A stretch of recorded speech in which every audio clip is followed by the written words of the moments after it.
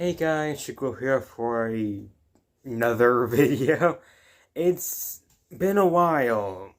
Um, Sorry for no upload to probably about 4 days now, I think. Yeah, I think that's how long I've been gone for any uploads. Sorry about that. Quite a bit has happened lately. A lot has happened lately, actually.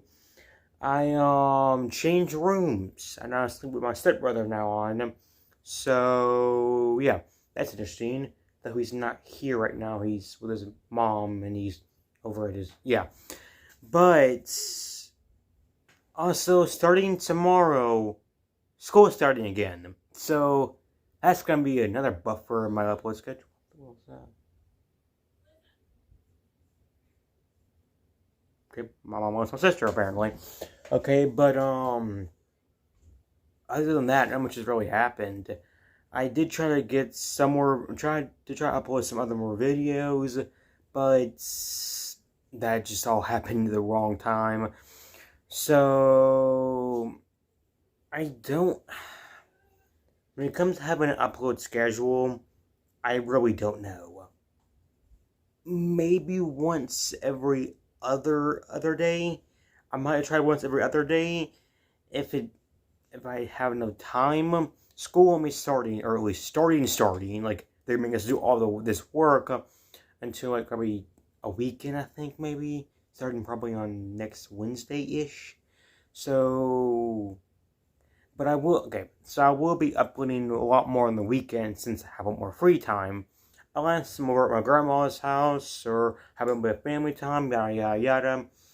Other than that, not really much. I do plan on streaming a little bit on the weekend too, so you guys go see that. But we are so close to hitting 20 subscribers. We hit 19 a few days ago, and thank you guys so much for that. But we're so close to 20. Alright, without further ado, let's go and get the reaction. Starting in 3, 2, 1, play. That is loud.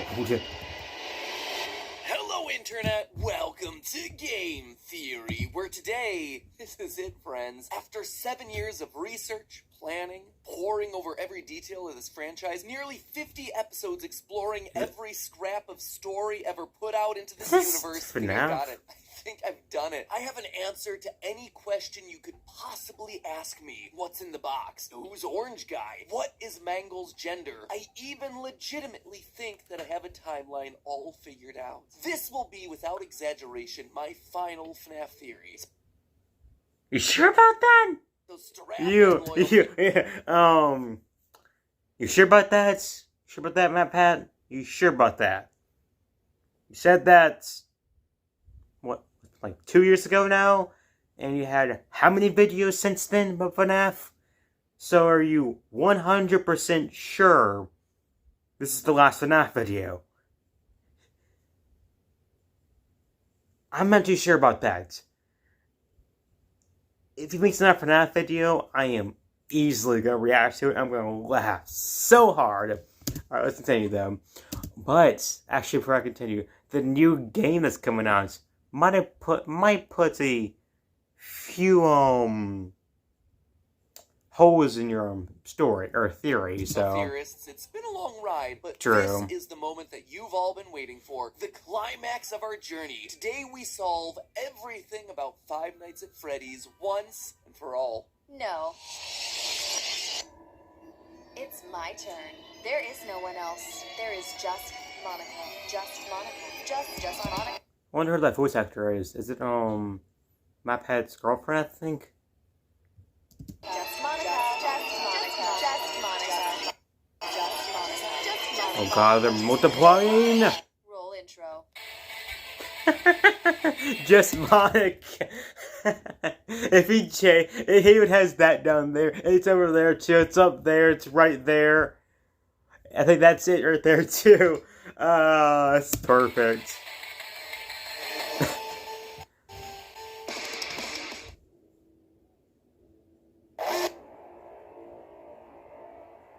I like this very much now. Hello, Internet. Welcome to get Monika Theory, where there's just Monika.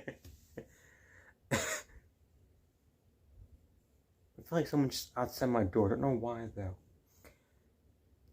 Monika. Hit that subscribe button to make Monika happy. Jeez. Speaking of, have you ever had the feeling that you exist in a virtual simulation of a school? Oh wait, that's like school for most people in the post-pandemic. Oh my goodness! Finally! Someone other than my sister knows my feelings! Times. Anyway, for many of you, school might still be virtual, but our back-to-school merch is I'm very, going to school very actually real. Like tomorrow, our so... brand new Big Idea backpack, complete with cushioned laptop compartment, USB Oh, charging ho, port, ho, even a ho. built-in zipper lock so you can keep whatever you want. Wait a second. It has a mobile charger? Okay. You have my attention, Matt Pat. There. Everything from your valuables to your secret hidden lore. Speaking of bags, why not fill that big bag with a smaller bag specifically for your pencils and art supplies? I'm talking about our stylish Game Sister Theory would love pencil that. case. Yuri She's must put that one in there. an There's artaholic. also the Game Theory 3-in-1 enamel keychain. Links Oh, are you can down say it below. now, but you couldn't Get say it in up the before intro. Universe resets. If it wasn't obvious, today's episode has a... Again? Dang it. If it wasn't obvious, today's episode has us diving back into the world of Doki Doki Literature Club, with Team Salvato recently releasing a new version of the game, Doki Doki Literature Club Plus, or as I like to call it, the DDLC DLC, complete with new mechanics, a new look, and a brand new layer of mysteries to solve. So, if it's been a minute, or several million minutes, since you last thought about the game when it first came out back in, 2017. Let me quickly Wow, refresh your actually, memory. sheesh. DDLC is a game that on the surface looks like any normal, cutesy, True. visual novel dating sim. You're the newest member of the high school literature club where you build relationships with 4 girls who are all definitely, most assuredly 18 I played a few of those games before. Yeah. years old. Nothing creepy to see here, folks. There's the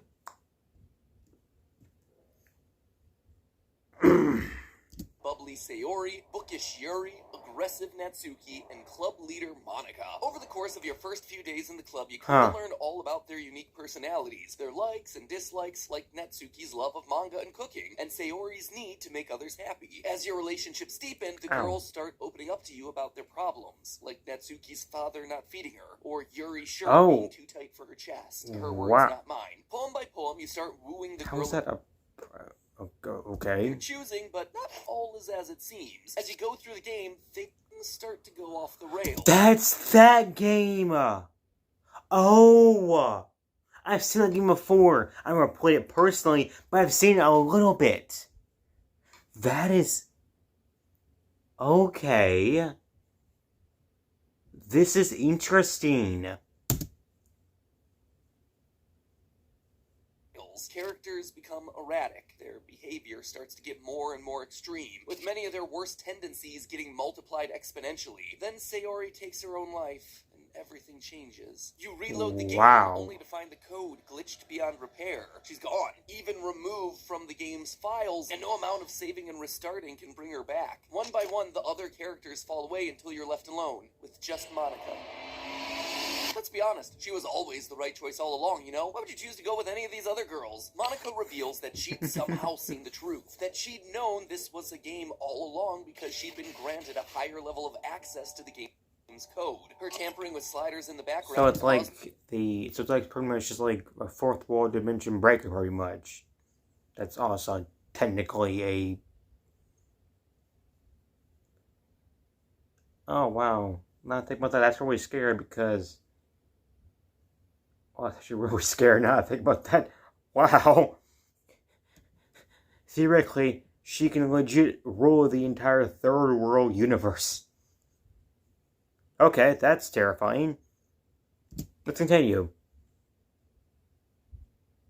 Cause the other girls to die. Fourth wall breakers confuse me and terrify me. Everyone always asking who the best girl is. No one ever asking how the best girl is. So, how do you stop her? Well, by beating her at her own game. You have to go into the files for the game and delete her character file. A technique that she's been using against all the others since the start. Now, that alone would have been a pretty incredible game experience. A psychological horror title disguised as a visual novel where you have to alter the game's files to win. But what put Doki Doki over the top was that the story didn't end there. In a series of 2 episodes we did after the initial game's release, we dug deeper into the game's files, finding clues hidden throughout the various poems and dialogue. We discovered files that could be converted to different formats, like PDFs and text files. We ran codes through base-64 converters, ciphers. I can feel the tenderness of her skin through the knife, as if I were an extension, as if were extension of my sense of touch.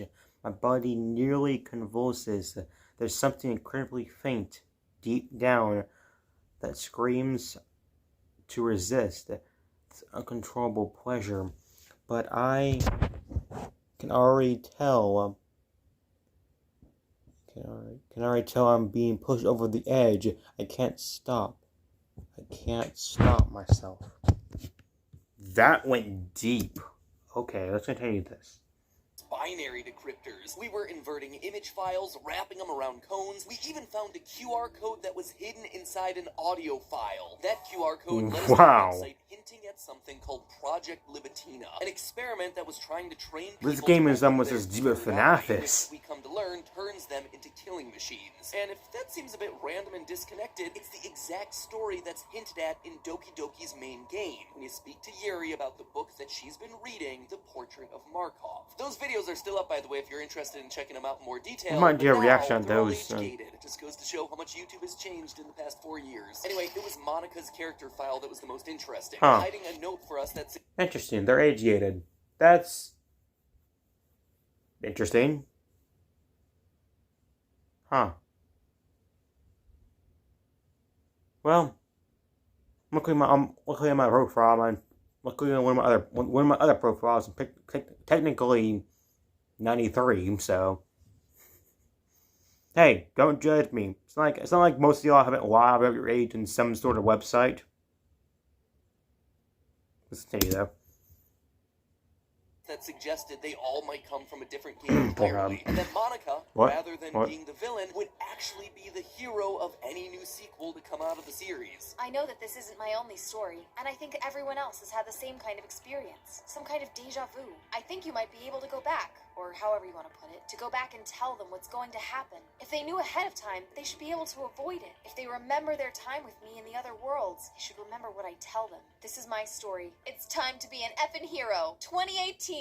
She's trying to save the rest of the girls from whatever fate awaits in Project Libitina, with the last point of her message saying 2018, and then nothing happened. 2018 came and went, and so did 2019. 2020, but now we have DDLC Plus, which, well, isn't the game that we were expecting for the past 3 years, but does have a lot more in it. Stuff that confirms some of what we've theorized about, gives us a way to peek into the terrifying alternate world of Project Libitina, and suggests that Monika may have just been able to escape. So let's stop reminiscing about the past and jump into the game, shall we? What does the Plus add to the original game? Yeah. Well, when you open up the game, you're welcomed by a desktop. Yep. This is the big new addition here, friends. At first, I was underwhelmed. I mean, it's been over 3 years, but I also understand why it's here. The original game was so popular that they wanted to bring it to the mainstream market, i.e. consoles, but you can't just open a game file and delete entities on a console like... True, actually. One of these games is actually available on mobile. I wish for a new car, my dream house, and the perfect credit card. What do I wish for? Infinite amounts of money. Well, no, you know. I really don't know, actually. Console like you can on a PC. Shout out to the PC Master Race. So, this in-game desktop seems to be the best way to allow for the original file-altering experience. But, dear theorists, there's also so much more here. So much more. The first feature that stands out on the desktop of DDLC Plus are the side stories. These unlock as you complete poems for specific characters throughout the main game of DDLC. But again, something is a bit off. Don't get me wrong, they're similar enough to the original game. Visual novels watching the girls we know in what seems to be a prequel to the events of DDLC. We watch as they form the literature club, develop friendships, but there are a few things that stand out. First, we, the player, aren't in the game anymore. We just watch the stories unfold with no interaction or choice. They're just that, they're visual novels. Secondly, Monika isn't acting in the way that we're used to. Instead, she seems to be normal. She isn't the confident leader that we're used to. Instead, she's insecure, shy, even a little neurotic. And she's definitely not acknowledging anything. So we're just like watching a movie. Just like, pretty much like watching a book, sort of. Or just anything in general. So we have no control elements in the game whatsoever, unless we can actually control the game itself, such as delete the files themselves, yada yada yada. Let's see what happens though. Anything outside of the world Because it intrigues me. What's also intriguing is that when you enter the side story menu, you're met with this line of text. The side stories are stories of friendship that are unrelated to the events of the main game. It's weird, right? Why would it be so important for these to be kept separate from the main story? Especially when it seems like they're meant to be a prequel. There's something more than meets the eye going on here. More than meets the third eye. Am I right? It's a third eye Project Lubatina joke? No? Nobody? I don't get it at all. Access to emails and files written by employees of a company named METAVERSE Enterprise. The files, however, seem to be locked. Trying to open them only yields the message, unable to open, unknown error, please try again later. Digging deeper through the desktop system, you find a nested series of empty file folders, each one numbered from 0 to 5. Suspicious. There is one file that you can open, Tower Keys, and this is where the metagame truly begins. In this file, we're given a clue, 2:40, clock time, 221. Immediately, this starts to give us our code. Navigate through the folders, 2, 2, then 1, to find a file hidden at the end. In this case, Project Plan. Interesting. And then you adjust the time on your device to 2:40 in order for that to open. Remember how it said, please try again later? Yeah, they weren't kidding. It pays to read your error messages. Wow. That is really cool, actually. It's like how certain things work in other games. Like, what's a good thing? Pokemon. How Rockruff can only evolve, or it was a special Rockruff, can only evolve into a dusk form at like 5 through 6, I think. So that's interesting. Now, most aren't that easy. Those 3-number codes plus a time are hidden in every nook and cranny of this game. Like when you unlock the file Track 6 Name Ideas, it gives you explicitly the code 030, but you don't have a time. You have to go to the song library after completing the main game, and the song matches the name of a song with his name ideas. Let's teamwork. That track has a length of 158, and that right there is your time code. So reset your system time and the file opens. Do it enough times, and you'll unlock all the files. These, combined with emails sent from the Metaverse project team that unlock as you play the game, start to reveal the bigger story. And the more you unlock, the deeper and darker this rabbit hole goes. The story focuses on a group of people working for Metaverse Enterprises. Ro, Ravi, Lib, Ive, and Paula. Okay, so we have some names now. Seems to be maintaining a side project in order to save their jobs. In the file ddlc.txt, we learn their team name. Quote, I want a cool team name. Something like Team Salvation, Team Salvation, or how about Team Salvato? Seems like our real-world game makers may have just actually become a part of the game's lore. But the funny thing is, it seems like all of us might have wound up as part of the game's lore. You see, throughout all of these emails, we get hints that the universe this design team lives in, which also happens to be our universe, may actually be a simulation. From that same DDLC doc, quote, learn through the existential crises of others how to cope with your own simulated universe. And again, from a different file, this time called Project Plan, plan, create human-readable version of fabric benchmark results, suggesting we live in a simulated universe. So it seems like the team's plan is to create a series of simulated worlds with characters that they can watch to learn what people do when they're in a simulation in order to identify whether or not they themselves live in a simulation. They call the simulations they're creating VMs, or virtual machines, and the description for the first of these, VM1, should sound a bit familiar. Quote, a small-scale simulation with literature assets for easy data collection, 4 entities, characters, and a small physical space. It's our Doki Doki crew, which means that we were right. Monika is an AI. Technically, all the girls are. But we also learned how Monika got her powers. In that same project plan file, it explicitly talks about observing the effects of elevated access knowledge of simulation. What this tells us is that basically the Team Salvato crew gave one of their simulated characters, Monika, the knowledge that she's in a simulation to see what she does with it, what motivates her, what it does to her psyche. However, what good is an experiment without a control group? Remember all those odd things I said about the side stories in the game? How there's no player character, how it's not connected to the main story, how Monika seems normal? Well, that is our control group. Another iteration of the VM1 simulation where Monika doesn't discover her powers. There are a couple of emails and text files that help us prove this. The first, meeting notes 2.txt, mentions the following. Clone VM1, same elevated access, but prevent the entity from discovering it. The entity, obviously being Monika. Meeting notes 3 also confirms the side stories to be the control group, stating, quote, snapshot slightly earlier in time, compare end control sim to start of VM1, which lines up perfectly with the side stories ending with the creation of the literature club before the start of the main game in DDLC. And if that wasn't enough evidence for you, Rhea, another member of the team, outright tells us in the email side stories, quote again, just to clarify, all the recordings labeled side stories are part of the controlled simulation, right? And again, in this same email, we once again get a reference to the unreality of their own world. Scrolling down a bit further, so if I'm keeping track, we have, what, like 5 different universes in total, with 3 or 4 of them created and then destroyed by Monika, of course. It's funny because I keep wanting to speculate on which one is the real universe, but in reality, they all are. As real as ours is, anyway. But what about the player? Why are we not a part of that control group? The absence of a player seems odd, even to the team. Quote from the email character discrepancy. Having run the control simulation for a while, it's evident that a certain character is missing from any mention or appearance. This makes me speculate that Monika's meddling is less clumsy than we think, because she would have had to manufacture this character herself as a way of forcing interaction between her and the user. Once you get this email, you unlock a concept drawing in the gallery for none other than the player character. Monika created the player character. Note, I'm not saying the player, just the character that the player controls. This is why we aren't playing the side stories. With her elevated access hidden, Monika doesn't create a player character. She doesn't need it. She isn't aware of everything that's going on, and so she doesn't need to interact with any sort of user. Actually. Monika, we learn in this new Without her knowing that her powers actually exist, she can't create something that she doesn't know that she actually exists.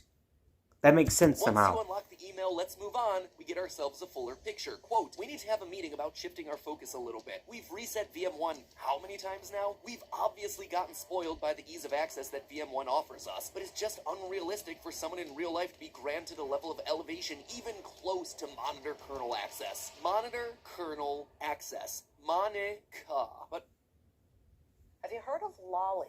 Lolly. That is especially hidden, actually. Every time I get a cup of coffee, But what's interesting is that after so many resets and experiments, they've come to realize that the permissions they've granted Monika are too high. She doesn't just suspect that she's in a simulation, she knows and can manipulate it. That level of knowledge just doesn't happen unless you meet Lawrence Fishburne and swallow a red pill. At this point that the metaverse starts to shift their focus over to VM2. Here's a fair point there, though. That is still very much a thing here in all its dark psychological horror glory, and we're going to talk about that later, but I'm still not done with what VM1 and the Literature Club have to teach us. Or should I say Monika isn't done with us. You see, we just talked about how Monika created the player character, or at least the placeholder for him, in order to interact with us, the user. But why would she want to do that? Well, she wants to save her friends. She told us as much in that hidden message from her character file. Everyone else is dead, but I know that this isn't my only story. I can see that now, really clearly.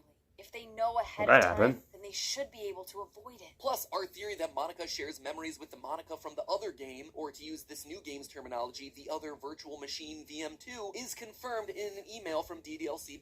Quote, has anyone evaluated the side effects that might be caused by sharing a memory pool between multiple VMs rather than allocating them separately? I'm looking at some of the files VM1 is generating, and I'm finding some information that definitely shouldn't be there. My best guess is that memory being freed from VM2 isn't getting zeroed out, which technically gives VM1 access to it. So, Monika is able to see into VM2, seeing the horrors that befall her friends over in the Project Libitina simulation. Yeah. She wants to help them, but how do you do that when you're trapped in a video game? Well, you break out of the game. Ladies and gentlemen, I believe that Monika is pulling a William Afton glitch trap move and has hijacked someone's body to do it. But she's not focused on us. She's using a member of Team Salvato, Senior Engineer Ive Laster. That whole speech of hers that we found hidden in her character file. Who are you?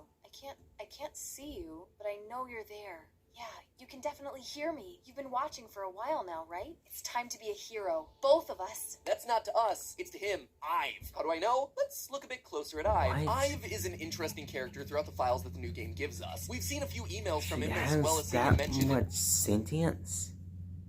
That much? Just being that aware. Man, she's on a completely different plane of existence, isn't she now? But, wait. Okay, so that universe is that. So if she is able to get out of the video game and that universe is actually a simulation as well, she has the knowledge and the know-how to be able to get out of that. What if, say, she is able to get out of the game, or at least out of the game in their point? You know what I mean? You have the game in their point of view and actually take control of his body, yada yada. What can she do? What powers can she do? Can she control the fabric of reality and existence itself? Or are her powers limited? Because if she can control everything, then all she needs to do is just do /delete and everything's pretty much gone. So what's gonna tell you though, but that's a really good question. I ain't gonna lie. He uses phrases like OMG and types things like ha ha ha. Other Team Salvato members mentioned that Ive makes meetings go on for too long. He also seems to be obsessed with interacting with the VM1 simulation, obsessed with making it into a game. Quote from Meeting Notes 2, playable equals observable form, not a game. Stay focused, Ive, which leads Ive to write the note track 6 name ideas where he calls it Operation Not a Game. So Hero gives us an idea of his personality and his writing style, which is why I believe he's the writer of the DDLC.txt file that talks about turning VM1 into a video game. Notice all the extra punctuation, the want for things to be fun and cool, and of course the signature, ha ha ha. But what does any of this have to do with Monika? Well, it seems like a random tangent, except when you look at Meeting Notes 3. Obviously, Meeting Notes 3 comes after 1 and 2, so comes later in the timeline. But it has a few things that felt odd to me. Quote, fifth entity in VM1, not part of original genetic model, not present in data dumps, very bizarre. Ive is less talkative today. Meeting ending on time? 12:55, OMG. Obviously, the mention of the time is another clue to the file. Yeah. But the fact that they ended on time because Ive was less talkative was a detail that grabbed my attention. People, of course, have off days, so maybe it was nothing. But it feels out of character. True. Plus, that other line about there being a everyone has an off day, but people that are, especially me sometimes, that don't like showing their emotions, won't really do that. And Ive, at least the character, strikes me with those people. So for him to be like that is kind of concerning. It really is. I'm really not open to most people. And I have my family. Heck, there are only very few people that I really open up to, and a lot of people are the same like that. So who knows? Let's continue though. Ever been present feels weird. We know it's not the player character that Monika created because Team Salvato is all aware of his presence inside the simulation. So who then is it? And the Ive weirdness continues. The first email that you unlock, but the one that comes last in the timeline, if you actually look at the dates, is an email from Ive with the subject line, "Have a nice weekend." It reads, "I'm on leave the rest of the week. Contact Ravi if you need to schedule server time, but I expect my jobs to run for a few days since we've collected so much data this week. How about we arrange a meeting to discuss the results when I return? return. I've Laster, Senior Engineer. As it's the first email you get, it's easy to overlook. A lot of people don't really think all that much of it. We don't really know Ive at this point. But as we learn more and more about him from earlier and earlier emails in the timeline, his tone has changed.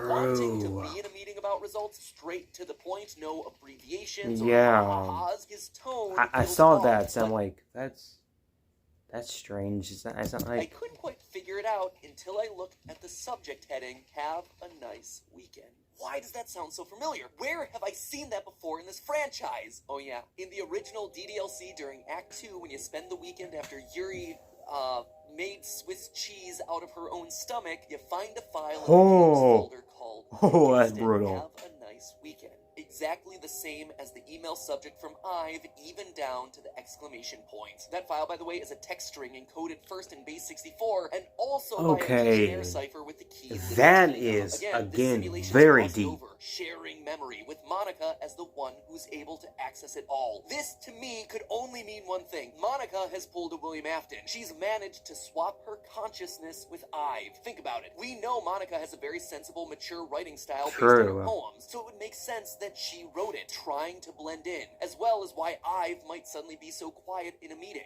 Monika doesn't want to draw attention to herself. It also explains that mysterious fifth entity in the last snapshot of VM1, which nobody can explain. It's Ive. He's trapped in the game thanks to his own hubris. He wanted so desperately for his experiment to be fun, to make it into a game, and when he saw that Monika had made a character for him to assume, he started playing, only to experience the horrors that we did, but his fate was much worse than ours. Monika's note hidden in her character file, I believe, is directed specifically at Ive, thanking him for all the help that he's given her so far, talking to him about how they need to work together to save everyone else. But by work together, she means using his body to exit the simulation and help her friends over in VM2 from the outside. In other words, Monika has escaped. And if that weren't enough, there's yet another entity that we have to be on the lookout for, one coming from the other side, Project Libitina, an entity named MARLA. But more on her and the horrific experiments that are happening over on VM2 next time. And don't forget, you can still grab that new Game Theory backpack, pencil case, or keychain. Just click on the links below this video and become the obsession of all your friends, virtually or physically. Though, hopefully not too obsessed. I'm looking at you, Yuri. So until next time, remember... It's all just Monika. Just Monika. Just Monika. See you next time. Just Monika. So that's happened. I almost double length the video again. Congratulations to me and y'all, I think. But yeah, this was an interesting video, I'll say. I legit have no words. I had barely any knowledge about the games whatsoever. Now I know a little bit more about the games, so yeah. And then I have nothing else. If you guys want me to do one of this, if you guys want me to do this one, or any other Game Theory videos, or any other videos in general, tell me down in the comments down below, and I'll gladly do it. And guys, we are so close to 20 subscribers. So close. Once we hit that, I have no idea. So, yeah. Alright, so I'll see you guys next video. See you guys then. Just Monika.